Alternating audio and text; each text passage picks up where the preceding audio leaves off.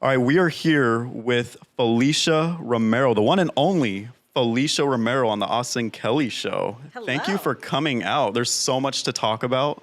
There's so much to talk Limitless things to talk about. Limitless possibilities, which I'm really excited about. Yeah, before we started recording, we were talking about pickleball already. Yeah. And we were talking about... Our dogs. Our dogs, yeah. We're talking about business. Business, all and that about fun when stuff. we met. Back in 2018, 19? 2018, when I was on another show that you interviewed me on. And then we kind of stayed connected through social media. That's the power of social media. It's like you can kind of stay connected in people's lives without actually really being connected. Exactly, yeah. And I want to bring that up back in 2018 when we first met at Sip Coffee. So I'm so glad you did this here because it's like, okay, we finally have a proper space for you to come on because back then at Sip Coffee, the wind was like flowing, your hair was flowing. I remember like at one part, because you brought your magazine covers. Yes. You brought your magazines with you. Yeah. And I'm like, hey, like show your magazines off, blah, blah, blah, to the camera. And then at one point you open one of your magazines and the wind like took a piece out. And I'm like, oh my gosh, this is not good. The audio was messed up. That's okay. You know what? I love that you share that because I think it's important for people to know, like, you got to start somewhere, and it's not always going to be perfect. Like, I'm sure you're now probably like a master interviewer because you've had all of this practice. And I listen back to my first couple interviews, even on my podcast. I think even maybe the first 10 episodes, I cringe because of how much I not only interrupt the guest, but I don't actually, and I'm like, Felicia, just shut up. Like, just let them speak. And so I have learned so much. But you have to start. Yeah, you have to start somewhere. I mean, a professional was once an amateur, and I think it's so important to remember that. Yeah, you have to start somewhere. Yeah, and I've learned so much since then, too, actually, when it comes to podcasting. Yeah, just letting the guests speak, don't interrupt as much as you can, at least. And I cringe, too, looking back. Even now, I still cringe sometimes looking at myself on camera. Yeah. Oh, my gosh. I was on a podcast interview yesterday with a gal that I used to compete with. She was like Miss Olympia at one point, and we were talking about our time, and yesterday was kind of a podcast day, and one of the podcasts I was on, she brought up, oh my gosh, I saw your reality show on Hulu. It's Fit to Fat to Fit is on Hulu right now. I was like, wait, what? I have no desire to watch it. No desire to even I'm obviously talking about it right now, but please don't go watch it. I cringe when I think about it, but I can't go back and watch those things. I can't go back and listen to those things just because I'm like, oh, and especially if you're at a different place at that time, you evolve, you change. The things that you used to believe or things that you used to say back then don't necessarily jive with you now. So, yeah. That was a while back, actually. That was when you were on Fit to Fat? I filmed that in 2017. And then for about 8 months, eight months of filming, and then it aired in 2018. Oh, gotcha, yeah. But I guess, supposedly, it's on Hulu right now. And you didn't know that? No, I didn't even know, and I haven't looked for it. I have no desire to watch it. Yeah, because the whole concept of that show was, didn't you have to gain weight to lose weight, right? Yeah, I had to gain weight. That sounds difficult. So difficult. I said no at first. I remember them contacting me, but then they came back, and the concept of the show, because I was on the second season. So the concept of the show was essentially I had to lose weight for my sister, or gain weight, lose weight for someone close to me. And it happened to be, they chose my sister, who was at that time 100 pounds overweight. And so it was then a hard yes for me, because I'm like, oh, wow, I get to do this with my sister and help her. And I know the concept seems a little crazy, so just to kind of back up a little bit and let the audience in on what the show is. But basically, it's called Fit to Fat to Fit. So they take a personal trainer, fit person, and you gain weight for your client or your loved one, and you adopt all of their habits. So whatever got them into that place in the first place, eating fast food and not working out and not being active and just not living a fit lifestyle, I had to adopt all of that. And then we got to lose it together. But she got to lose it the whole 8 months because she had quite a bit of weight to lose. And I had to put myself in that experience, and then we had to lose it together. It's the journey. The journey, yeah. And honestly, I talked about this yesterday on a podcast as well, and it brought back all of these memories that I had when I was doing it. It's like, it was so crazy because the premise of it, I mean, if you take The Biggest Loser, for instance, that reality show, it's not normal to go on a ranch and go live on a ranch for 3 months and lose weight. Like, you're going to be dealing with regular life. You're going to be dealing with stress. You're going to be dealing with all of the things that we, like fast food. Everything, like, everything. It's not normal to just Work go life. off and stop life for 3 months to lose weight. So they were able to lose it for a reality show. When I take my case, for instance, you know, it's not normal to eat that amount of food in a 4-month time frame to gain. They wanted me to gain 40 pounds. I ended up gaining 30 for the show, but it did allow me to be very sympathetic. What did you have to eat to gain? Oh my gosh. I ate all the fast food. Like, my daily routine was like, I would drive through McDonald's, and before that, I had not been to McDonald's. Again, nothing against McDonald's. If you love McDonald's, if you love McDonald's, I believe now my mindset is like everything in moderation. Like, there is no off-limit foods for me. Like, could I still be fit and have McDonald's every once in a while? Absolutely. Like, that's no big deal. But at that time, I had not eaten McDonald's in a really long time, and my sister ate fast food with almost all of her meals. A lot of her money. If we think about the average American and how much money they're spending eating out, it's pretty crazy. And so crazy. Like, my sister was in that bubble of like eating fast food. So I ate fast food with most of my meals. And so I'd go through the drive-through McDonald's, and I didn't just get one sausage McMuffin. I would get 2. Yeah. Like, everything was just... Was that your go-to? The go-to was a sausage McMuffin. Like, that biscuit is so good. It is, actually, yeah. And so, like, and then what's even crazier is, in the beginning, it was fun, because you're like, oh, I'm just going to eat what I want. Like, not that I didn't do that already, but it's like, now I get to eat more of it, and, like, it's every day. You're going to get tired of that after a while. You're going to want, like, a salad. Like, you are going to crave, like, you are going to want healthy food. Yeah. And so, in the beginning, I put on 10 pounds really quickly. Like, within a week or two, like, the 10 pounds was on. And then after that, it was really difficult. That could take a toll on your body, though. Huge toll on my body. Not even that, though. The body, yes, but it was the mental piece. Yeah. Because I couldn't work out. I even got in trouble sometimes because they were tracking me. I had a tracker on, and I had this this speedometer tracker, was tracking my steps. And I wasn't gaining weight as quickly as the producers of the show wanted. Oh my gosh. And so they were like, hey, let's take a look at your walking, your steps. They're like, oh, you're walking way too much. Like, you need to lower your steps. Your sister only gets like 1,500 to 2,000 steps a day. You're getting 6,000, 8,000 steps a day. You need to stop. Because I was an active person. I also, at the time, I owned a gym. So, you know, when you have a gym, you're teaching classes, you're moving a lot. I was constantly, every day I moved quite a bit. Just even that, I had to stop. And so it was funny because a lot of my classes I would teach sitting in a chair. Oh, and man. I would teach them. Yeah, and I was like, people thought it was so funny. But they were monitoring me. And the producers, I mean, it was really stressful. Like, being on a reality show, yes, it's your life. Some of it is staged for sure, but also producers have to produce a show, you know. The producers of at that time, they also were the same producers for Naked and Afraid.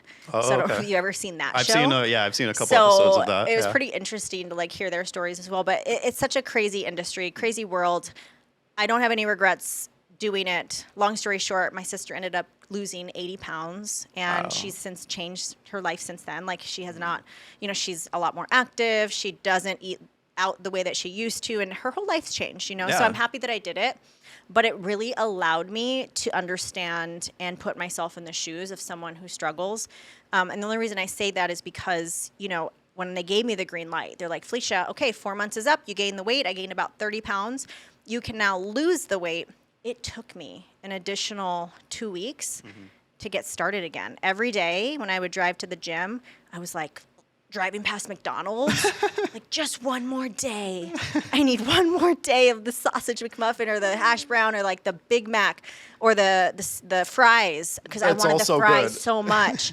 And every day turned into 2 weeks. And it was so hard. Yeah. Like, that food had a chokehold over me. Yeah. And so imagine someone who struggles with weight, who has been maybe overweight most of their life or has gained weight later in life, who doesn't have good eating habits, who does have this, doesn't have maybe, and I hate to use the word discipline because I think that's the wrong word for this, but like doesn't have the know-how or the knowledge or even like the baseline habits. Would you say to willpower health. maybe? Maybe willpower, but I think even that is tricky because we shouldn't rely on willpower because it Right. comes and goes. It's really relying on your daily habits, right? Yeah. And also knowing that like no foods are off limits. I think the moment that we start to restrict and live in this diet-based mentality, it actually ends up hurting us. Diets actually cause you to gain weight, in my opinion.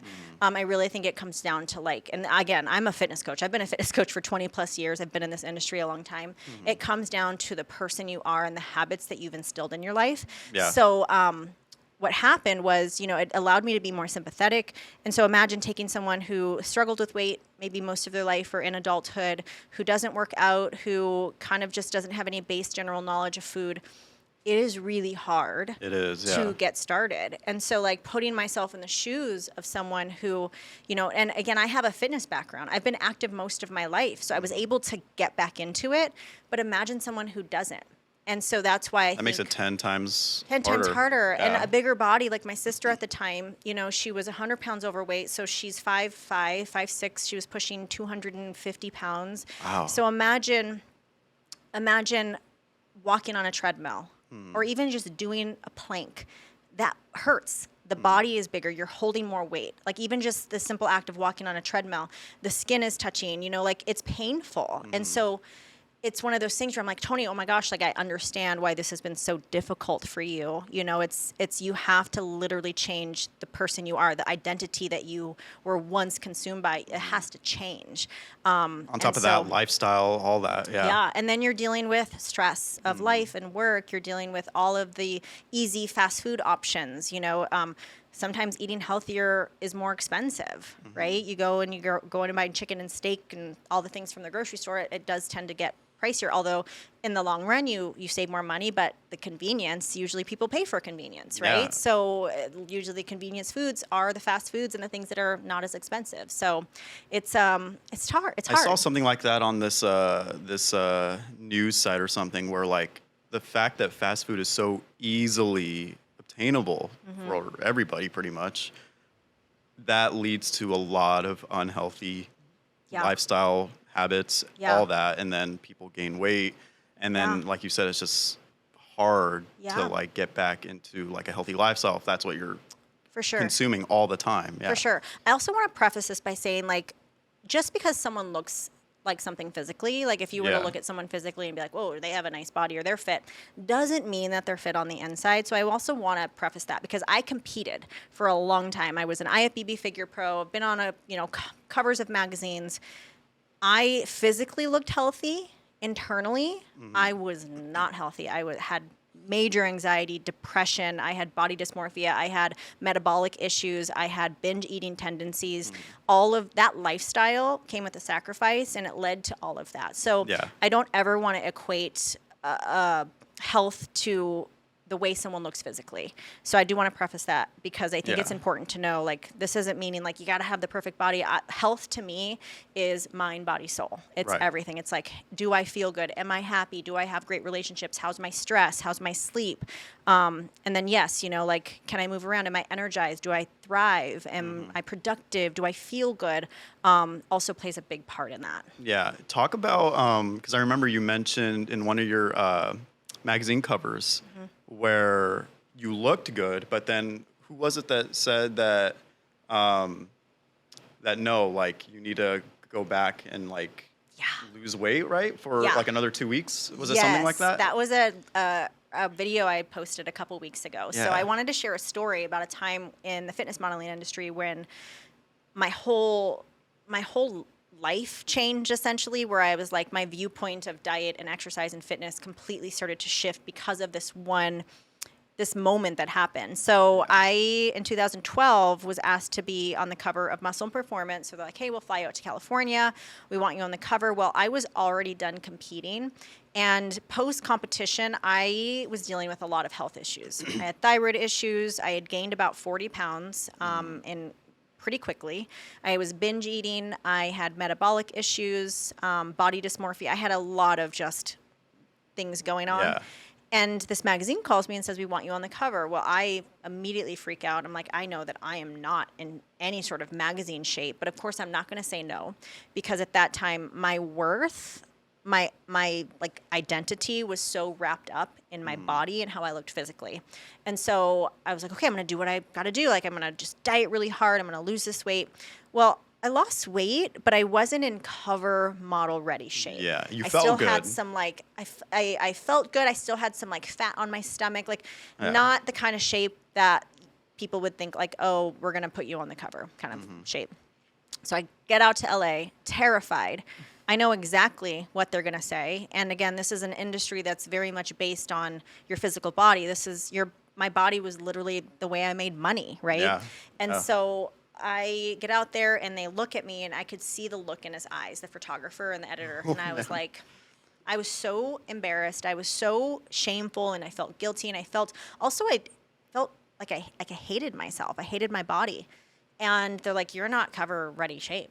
Like, we got to cover your stomach. We're going to put a tank top on because my arms were okay. My legs were okay, but I put pants on. How did you feel? Did you feel like I felt mortified? like garbage. Yeah. I felt like garbage. I'm like, I did everything I could Yeah. to try to. And not only that, they could care less about my voice, like my story. You know, Yeah. it was just about, again, but this was the industry I'm in, so I can't complain. This is what I signed up for. It's kind of like, You kind of knew. I knew, like, Yeah. this is what it was. And so I was like, okay. They're like, we want you on the cover. We're going to give you some more time. I go back home. I probably do really harmful things to my body, extreme dieting, diuretics, like all the things.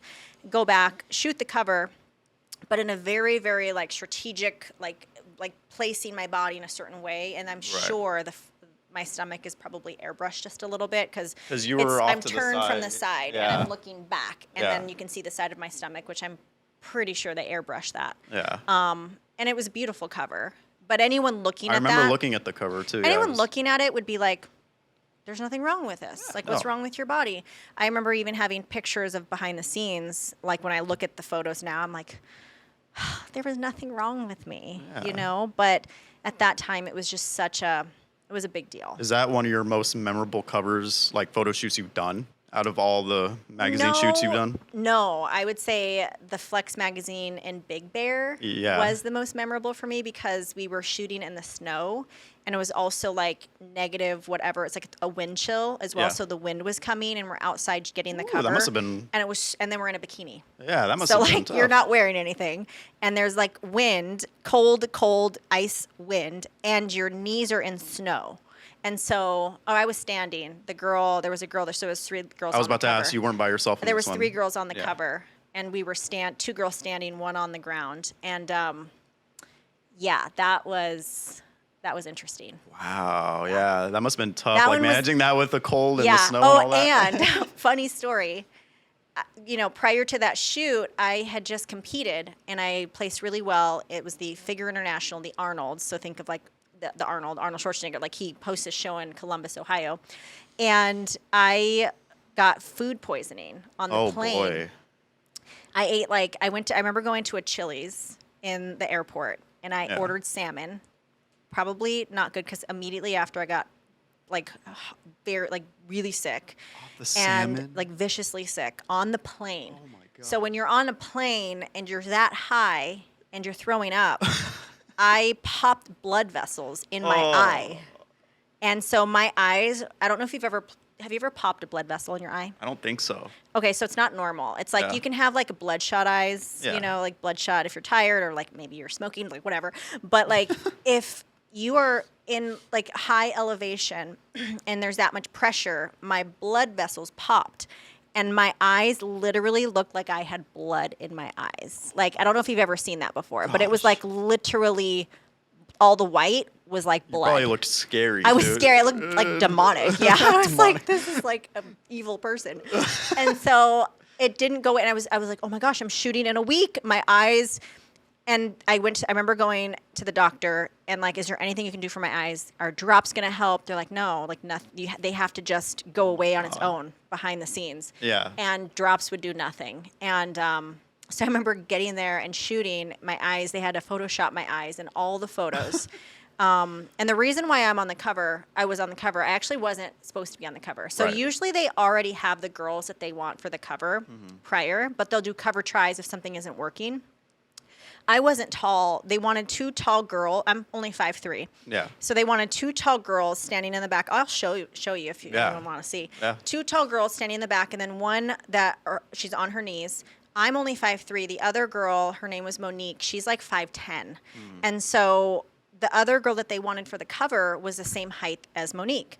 And it just was not working for whatever reason. I don't know if like her facial features, I don't know what was happening. And they're like, hey, Felicia, can you give this a try? And so they put me in these really tall boots, and that ended up being the cover. But I wasn't supposed to be on the cover. Here, I'll show it to you. Yeah, show it, and then we'll like blow it up. Yeah. But yeah. That's incredible. Wow. So that was my most memorable, I would say. Yeah. You didn't get throw up all over yourself on the airplane, did you? No, I made it to the bathroom. Made it to the bathroom in but time. I hate throwing up, so I was really trying not to. Yeah. And I think that also hurt me. Because I was trying not to throw up, and I ended up throwing up. So that was probably did not help me at all. So, like, what happened when you got off the plane? When I got off the plane, this is it. And you can even see I'm still a little bit shorter than her. Yeah, like on the... They tried to, like, heighten me. Yeah. Nice. You'll have to send that to my phone, and then we can blow it up. I will. I'll send it to you. But... Yeah, it was freezing. It was so cold. But when I got off the plane, I don't quite remember. I just remember looking in the mirror and my eyes were like, what? I'm like, what happened? Scared? I was scared because I was like, I need drops, and drops would do nothing. Yeah. Like I've never had that happen to me. It just has to heal on its own. Yeah. I mean, violently ill on a plane. It was horrible. Never eat at a Chili's airport, like salmon. Like, if anything, just get the nachos, or like, what is Chili's known for? Get a hamburger. Don't get like the fish. Don't try to be healthy at Chili's. Yeah. Do go for what Chili's is known for, like a burger or fries or something, I mean, we got so much to talk about in this short amount of time. Tell us about family life. Like, what's family life like for you? I understand you're engaged. Yeah, I'll probably be forever engaged because we're not married yet. Yeah. We got engaged in like 2019, and then we were supposed to get married in 2020. Pandemic happened. We were going to have it in our backyard. And boom, like that came to a screeching halt, and we never rescheduled it. And I think, you know what? It was a blessing in disguise. I believe that everything is happening for us and not to us. And so I think that was meant to happen. Like, we were meant to reschedule or like stop the wedding at that time, because during that time, even during the pandemic, a lot of things came to fruition, especially in our relationship. He had been in a previous relationship. He has a son. And so he had never kind of healed some things from that previous relationship. There was some infidelity. And I think, we had a lot of learning to do of each other. And I think it was probably wise that we didn't jump into a marriage right away. And we got to really learn about each other these last couple of years. By the way, he was my high school sweetheart. Yeah, I was about to mention that. You guys know each other since high school. Yeah. He was my first love. He was my first everything. And we reconnected after 17 years. Isn't that crazy how it just comes full circle? Full circle. Yeah. I call this have you ever like a simulation moment? Like sim? Like, this was so sim. Like, this simulation moment of us like reconnecting after all of this time. And what's so bizarre, I am not a sentimental person, but so when we broke up, when we were like 18, 19 years old, I ended up going to college. He made me this picture frame, and he got it engraved. And it was all of our photos. And at the end, he wrote this like 5-page letter. Sorry, Keith. I'm letting people know what you did, but I've talked about this before.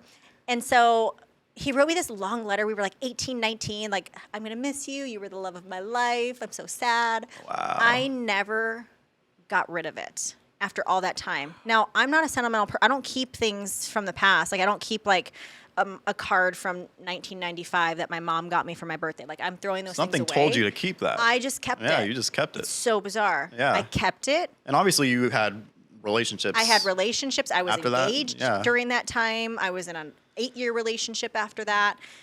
I kept it all of that time. And did you show him? Like, Yeah. he didn't know that you kept that, He didn't know I kept it. And then you showed him? I showed him. And it wasn't even at my mom's house. Like, I literally kept it. And every time I moved, that thing would come with me. Wow. And I thought that was really random. Yeah. Wow.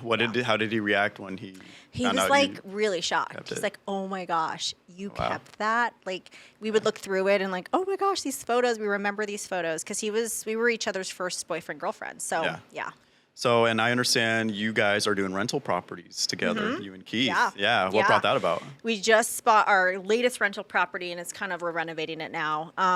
It's been a lot of fun, and I got my real estate license a couple years back because of that reason. I think we both had this aspiration to just kind of create this legacy for ourselves and create passive income. We would love at one point to just live off our rental property income. But yeah, and so I help with all of the rentals and I assist in like the purchasing of the rentals with my real estate license. And then, so we have our latest one and it's going to be done hopefully with renovations in the next couple months, but it's been a lot of fun. How many rental properties do you guys have? 6. Whoa, Yeah, 6. Wow. 6. Yeah. Yeah, I feel like you guys could just live off of that now. I know. Yeah. Not yet. Not Maybe yet. soon. And none of them have mortgages, but Yeah. soon. Are they all like kind of close by, like in the Yeah, same- they're all in the East Valley, like Tempe, Yeah. Mesa, Gilbert. I want to say one thing, and I think you have this in your bio, if I'm not mistaken. You say you've been told you are an expander. Yes. Yes, explain that. Ooh. Yeah. I love getting reflections back from my friends and my family. And one of the things that I'm expressed back to me, especially from like friends, is that I inspire them to dream bigger, to want to accomplish more, or to even like take their idea, but like, ooh, maybe we can think a little bit bigger with that, right? Yeah. And so I feel like that's something that I'm naturally sort of, I don't know, I've been told even as well, like in college, I've always been a coach, like a natural coach. I remember I was studying law at law. I was at Arizona State, and I knew in my heart that that's not what I wanted to do. Yeah. And so I got certified, got NASM certified, opened up my first gym out of my home. We were doing it out of my garage, and I just loved coaching. I think there's just something inside of me that sees potential in people. And because for me, I always am a firm believer that I lead with example. And when I lead with example and I shine, I think it also gives other people the permission to shine as well, and be inspired by it. And so that's really how I choose to live my life is I sort of like pave the way or lead by example, and hopefully that sheds light on other women and what they're capable of doing. Yeah. So I do mentorship, and especially the women in my world, my close girlfriend group, inspiring them to think bigger and dream bigger. You got a big group with you too. A lot of the times, yeah, when you're when just you guys all capable. connect. You're also capable of doing so much and really following your dreams. And so I think for me, that's super important. Yeah. What's it like getting together? Because I see you guys get together a lot on social media with your group. You get together doing even goddess yoga sessions, all that. We do mastermind days. We plan pickleball. We plan brunches. It's so important. I think, one of the things for me, I wrote this post recently. Maybe you can identify with this. How old are you, by the way? 27. 27. Okay, you're still a little baby. I'm a baby. But, being 41, I think one of the things that I've been really like leaning into this last year, especially like since turning 40, 41, it's like, what am I doing now to avoid regret at 71, 81? Right. And one of those things, I don't know if you've ever read the book, The 5 Regrets of the Dying. I have not. By Bonnie Ware. It was really... I am a book reader, so I'll put that on my list. Great book. She did this study for years. She interviewed like thousands and thousands of people, and on their deathbed essentially. Wow. And she came to the consensus there were 5 things that the dying had regretted, and one of those was not staying connected with friends and family. Wow. And so like that's one of the things that they regret. They're like, why didn't I make time? And I think for me, if one of my core values is spending time with friends, spending time with family. And if that is a big core value of mine, and this is, again, a little side note for anyone listening, if that is a core value of mine, that's important to you, friends and family, I want you to open up your phone right now, go to your calendar, and look at your time spent. Where in your week, in your month, on your calendar, do you have time set aside for friends and family? Yeah. Because if it's not scheduled or if it's not intentional or if you're not planning it, then it's probably not going to happen. Yeah. And so that's something that's really important to me. So, I see my family every single week. My friends, we make time. We set time apart to say, okay, we're going to meet for brunch here. We're going to have a mastermind day. I think it's something that's so important, staying connected with your people, but also intentionally making time for it Put in that is effort, something that I'm doing now so I don't avoid regret later on. Because I know even in my 20s, I think back, I'm like, gosh, there was times where I wouldn't even see my mom for months and she lived down the street. And I'm like, what is that? Now it's like, no, let's go to my mom's that's tonight. more important, like the older you get, Yeah. especially with family. Absolutely. Yeah. Absolutely. So that's something that's really important to me. Yeah, especially with family, getting to see, because like the older we get, the older our parents obviously Yeah. are getting, and they're not going to be around forever. Yeah, So those memories are so important. I try to make a point to like see my parents as much as I can, and especially my dogs too. Because Yeah.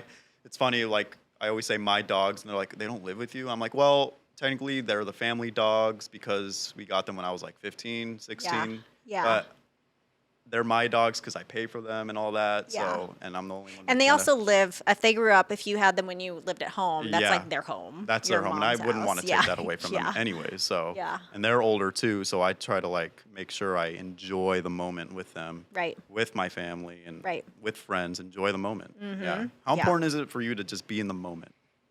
Like, is it So hard for important. you to be in the moment, or do you? It used like- to be. Okay. It used to be. I actually just talked about it today because I had this. I had this workout session this morning, and I don't know what brought this up. I think it was because I was on podcasts yesterday with people that were asking me about my past, like my competing, reality TV, like magazines, and so like that was a lot of my conversation. I haven't talked about that in quite a while.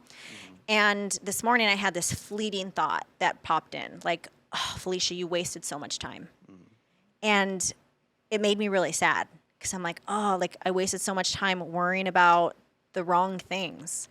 Like think about right now, like the things that you're worrying about, is it really going to matter in 5 years, right? Like I worried about my body. I worried about what I was eating. I worried about calories. I worried about just really dumb things that had Yeah. no base, no real like advantage, meaning, like or- no meaning, like spending so much time worrying about what I was going to eat in a day, like Yeah. so much time wasted. And it got me really sad. And I was like, no, like that's not doing you any justice. Like you can't go Right. back and change the past, but you can change the way you show up now. And so Exactly. like that brings me back into the moment. And when I remember that, I remember, okay, like each one of us has the ability to make a choice every single day. We all have a choice. Even indecision is a decision because you're choosing not to decide, right? So you have that choice on how you want to show up today, on how you want to treat people, on how you want to treat yourself, on the habits or the actions that you're taking towards your business, towards your life, towards your health. We all have that choice, and that can happen right now. And so being in the present moment, not worrying about what you haven't done or what you wish you've done is not doing you any justice. Yeah.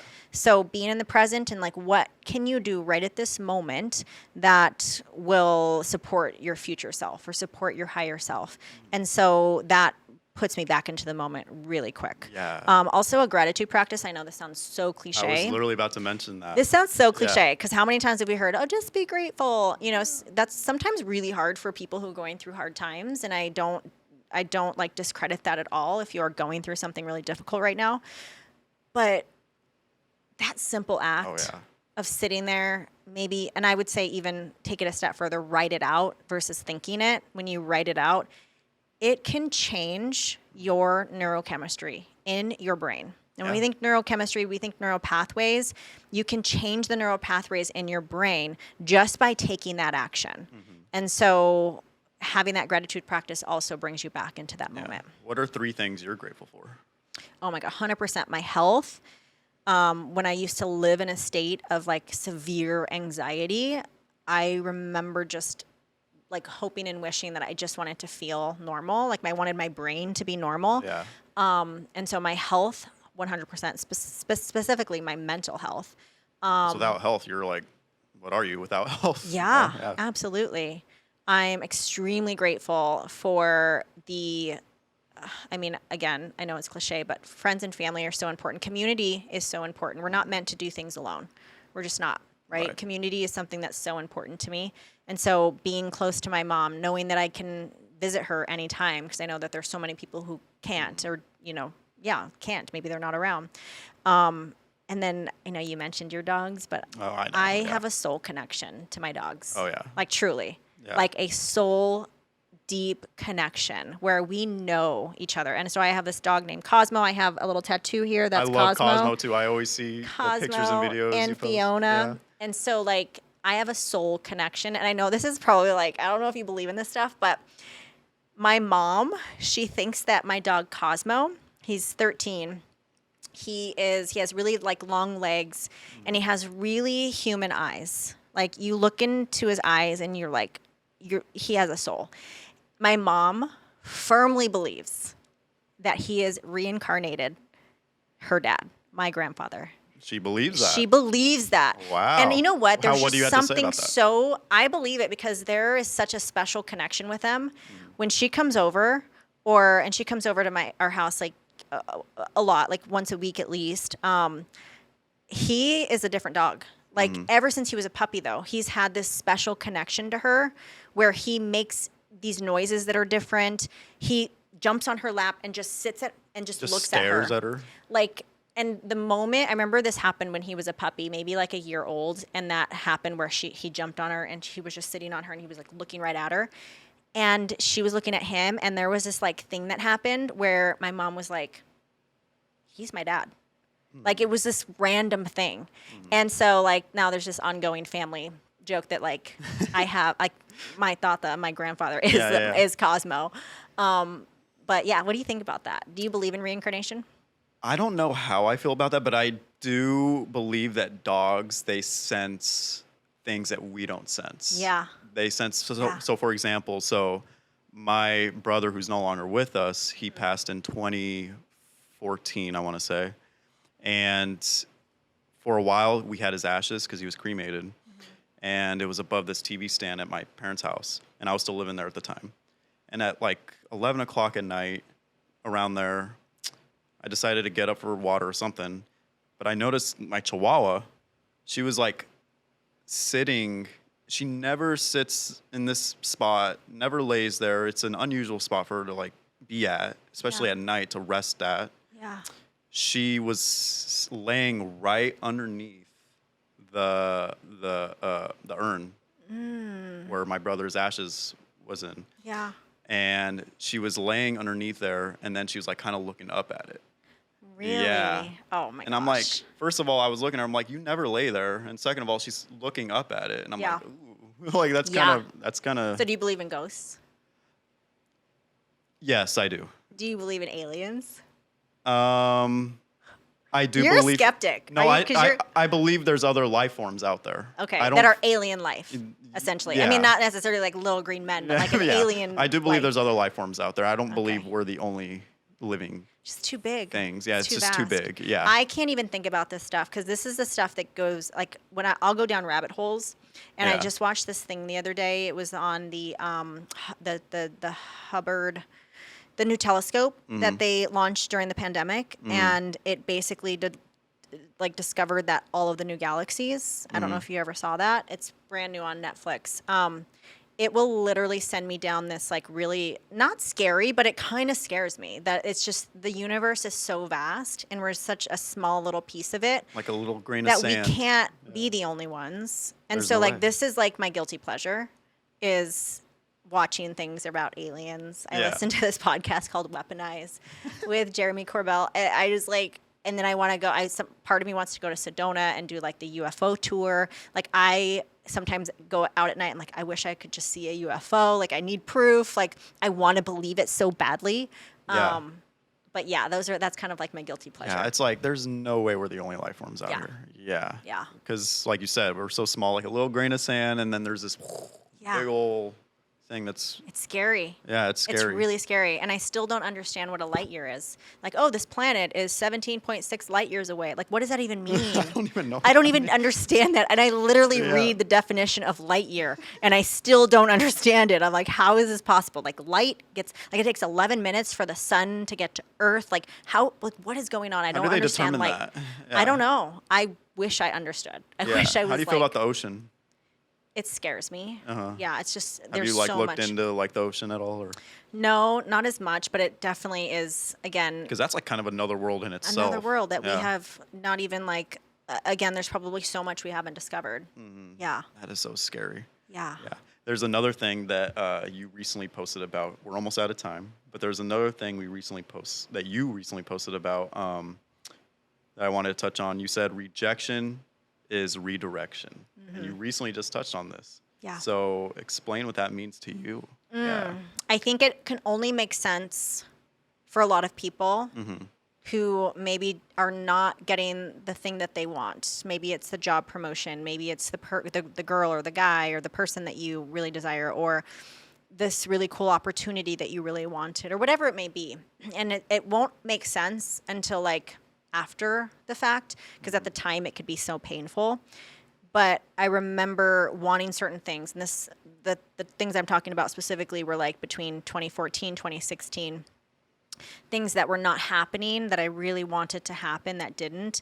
And now it all makes sense, right? It was only a redirection. And if I had gotten those things, I wouldn't be the person that I am today, right? If I had gotten the opportunity that I really wanted, who knows where it would have taken me, but I don't think it would have taken me to the place that I am now, or having Keith back in my life, being financially, secure and successful and creating wealth in my life. Like, it would have taken me down a totally different path. And so Like you wouldn't be the person who you are today. I wouldn't be the person that I am. Even like the relationship that I really wanted at that time, when I think about it, I'm like, oh my gosh, I would have completely lost myself. Yeah.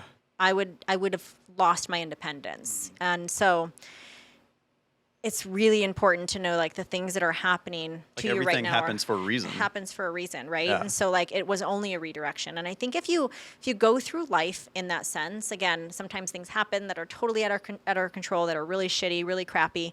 But like if you can just kind of switch our perspective on it, it can all make sense at one day, right? Like my fiance went through a really hard thing last year with his business and his family business. And I kept telling him, because I had already gone through it. I've gone through buyouts. I've gone through selling things. I've gone through like being sued before. Like I've gone through some really crazy things in business. Yeah. And it only has made me stronger and more resilient. But I was telling him, I'm like, I promise you, Keith, the things you're going through right now is a blessing in disguise. I promise you. But he didn't feel it at the time. It was really stressful. Now, I remember just having this conversation with him actually recently. We were on the phone. We call. We barely text. Like, he's a bad texter. The kind of texter that makes me mad. Like, I just texted you a novel and you text me back yes or no. And so like that almost broke us up in the beginning. Really? I'm like, why doesn't he text me back like with meaning? Like, I was really upset. But he's a talker. He likes to talk on the phone. So he's more of a let me call verbal. you. Yeah, let me call you. So we call each other at least 4 or 5 times a day. And I was talking to him, and this was actually, it's again another crazy moment. Like, we were just talking about this. I'm like, hey, so how do you feel now after everything's said and done, and you're like up and running in like your business? You launched it. I had to help him start an LLC. I created his website for him, and he's like, I am so happy that it turned out the way that it did. Yeah. And I'm like, remember how you felt 6 months ago? Like, you were so worried and so scared. Like, I feel like the worry and the anxiousness, or like worrying about things that haven't happened yet, only hurt us because things are out of our control. Yeah. Things are out of our control. So the things that are supposed to fold out will. And so he's experiencing that right now. Yeah. Yeah. So I want to touch base on pickleball real quick. Yeah. Yeah. You've played pickleball. You started getting into that. Indoor pickleball too. And you want to start kind of like your own little pickleball. Love. Yeah. We're building one in our backyard. Yeah. I literally now have a lifelong goal. That's going to be like the thing that I do like later on, is I would love to open like a pickleball center. Yeah. Like, I'm putting that out there now. Yeah. Put it out there now. It's going to happen. It's going to happen. Like, I just want to play pickleball every day. I just want to play pickleball and have fun with my family. That's your workout. Friends. Yeah. So what's the one thing that you could think of right now that people don't know about you It could be personality-wise. It could be just something in your life. One thing that people don't know, I am really, really goofy. I don't think I show my goofiness Yeah. as much as like behind the scenes, like what my family and friends see. Yeah. But I am super goofy, like with impressions, with just making funny faces. I don't know. I'm just a goofy person. I'm goofy when you're with me and you're behind, like I'm just a funny, goofy person. Yeah. I don't think I show that as much on social media. Not that I don't want to. I don't know. I feel like being goofy and being yourself and being authentic, not that you can't show that online, but again, let's be honest, social media is a highlight reel. You get to pick and choose what you share.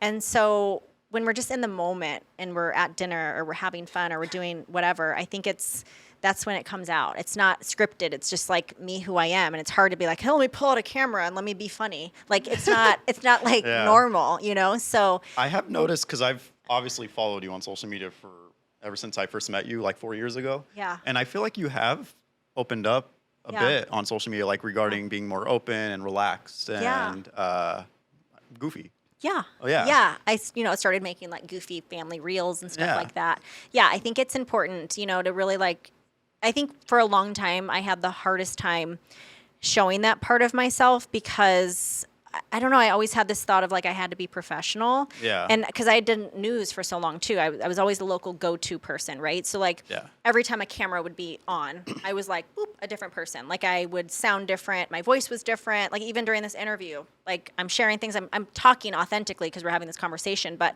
it's almost like you heightened, right? And so I don't know. I think sometimes when the camera is in front, I think sometimes it can really kind of deter people from just kind of being themselves. One last question. Yeah. So what does the life of Felicia look like throughout her 40s? Throughout her 40s? Yeah. Ooh. Throughout her 40s. If you could tie that in real quick. Oh my gosh. Yeah. It's having so much fun. The life in my 40s is I'm thriving. I am having fun. I'm doing things that are in alignment with how I want to live my life.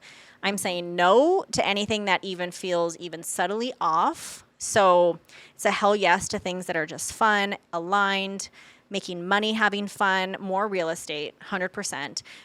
It's doing a lot with real estate in a sense of like doing a lot of in-person type events with the homes and things that we were going to have. We want to do something in Sedona. It's just having fun. Just having fun. I just want to have fun. Yeah. If you're not having fun, then like, what's the point? Why would you want to do something that is not fun? Right. So even things that are hard can be fun. Like I started learning the piano last year. So hard. So hard I saw that. Yeah. So hard, but now I can play. And I still treated it as like, this is fun to do. Even though I was like, this is hard. I'm learning notes. I'm like, this is sometimes frustrating because I'm not excelling, but it can be fun. Yeah. And so I think that's important. Yeah. Living in the moment. Yeah. Yes. Are you going to get McDonald's soon at some point again? Maybe. Get your sausage. I know. I need to get my sausage McMuffin. When was the last time you had McDonald's? If I'm being honest, a couple weeks ago. Oh, really? Because Keith went to McDonald's because we had Rylan, my bonus child, my stepson, and Keith was just craving a sausage McMuffin, and so I picked up a couple and he brought them home. I was like, "Wait, you went to McDonald's?" Yeah. And I had one. You're like, "Wait, what?" Yeah. Well, thank you, Felicia, for coming out. This was so fun. I was actually ask him. I've been looking forward to this for a while now. Yeah. So we live together. So yeah. Oh, amazing. Yeah. So yeah, I've been looking forward to this, and I'm glad we did it. Me too. Last interview here at this building. So yeah. Well, you're a great interviewer. Thank you so much. It was easy. Thank you. Yeah, it was fun. Thank you guys. Thank you.